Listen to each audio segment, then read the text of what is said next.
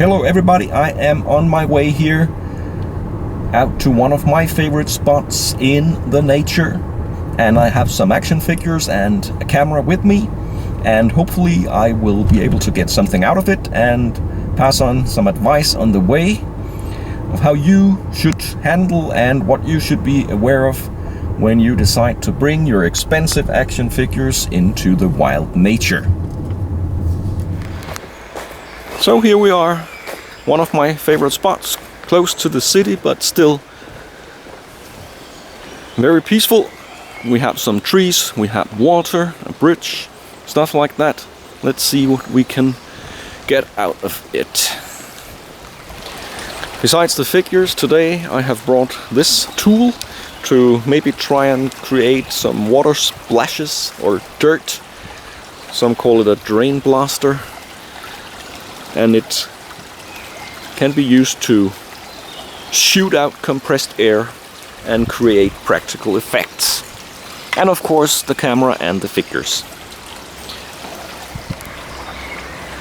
So some of the things that you should be aware of or consider is that, well, I always try to make a match between the characters and the setting. So I wouldn't take, for example, Batman as my first figure here into the forest, because I would probably use a city, alley, building setting instead of this. So try to create a match between the figures you bring and the settings. Today I have brought a sideshow Frankenstein figure and a World War robot de plume.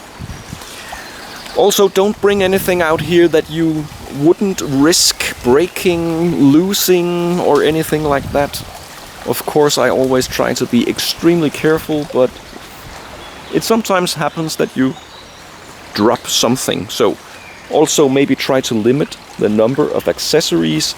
For example, the soldier here, he has his guns and batons, but no small grenades or anything.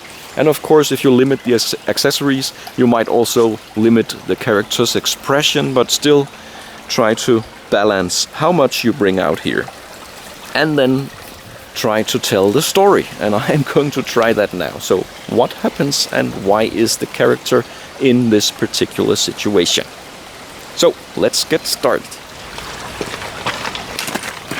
Well, let's get rid of that. Another good advice is to maybe create a basic pose at home, and when you bring the figure out, you don't have to start completely over with the pose.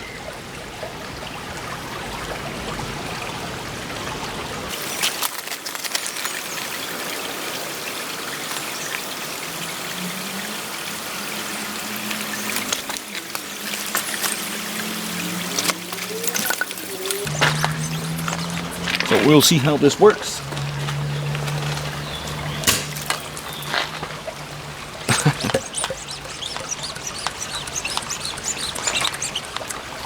So now we're ready to take the shot.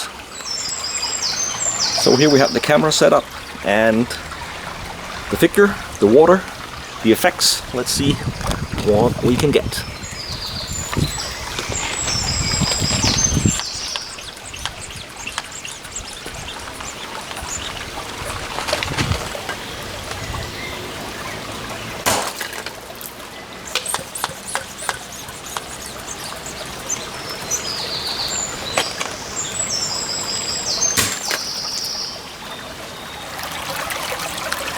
I just took one more shot of this figure here in the middle of the river or stream. So it looks like he is crossing a river and trying to keep his balance. And fortunately, the figure kept the balance as well, so I didn't have to pick him up of the water, not yet.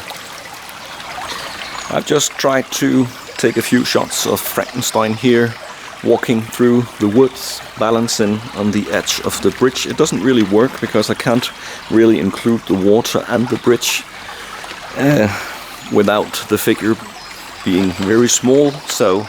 But I tried to capture a few shots. Now I'm going to try to pose him down here in the darkness instead.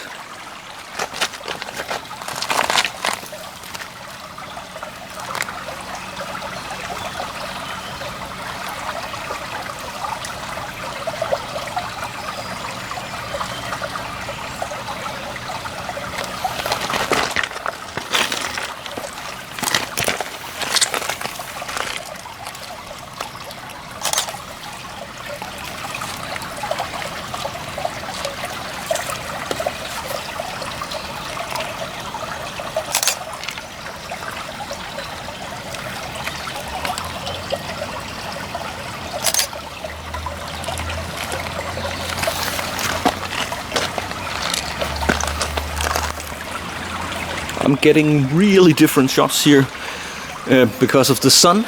Sometimes the sun is here, sometimes it's not, and it's pretty difficult to control the sun.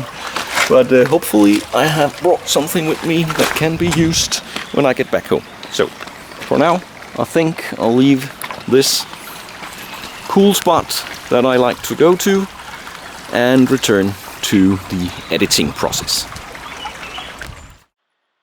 And here we have some of the shots from today. The first one here with the practical effect of the water splashing against the soldier.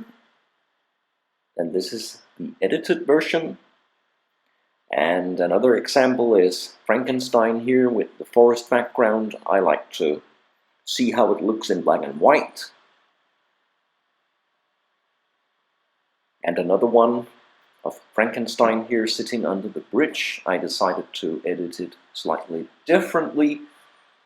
It could look something like this with the light effects from the sun.